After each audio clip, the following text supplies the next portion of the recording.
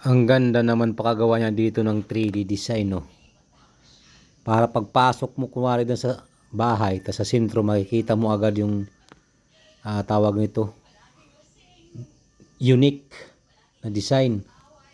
Ang gamit lang kasi yan dyan, ano, yung dalawang klaseng ng tiles. So kung paano ginawa guys, panoorin nyo guys, ang step by step na ginawa. Kailangan hatiin mo lang yung tiles na apat na hati. Sim na yan. Wala nang kawala.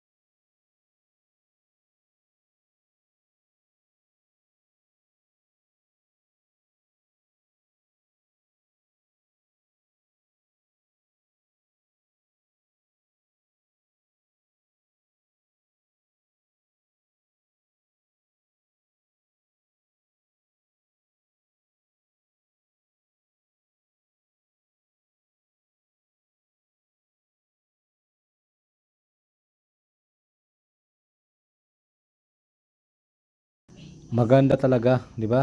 Hmm. Nagkaroon ng buhay kung baga sa loob. Pansinin kasi yan, may mga decor ba sa mga sahig.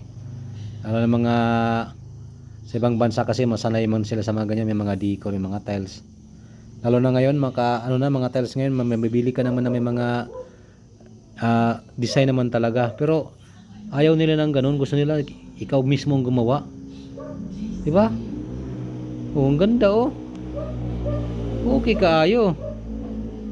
Walang tapon dyan na tiles ba na kinat.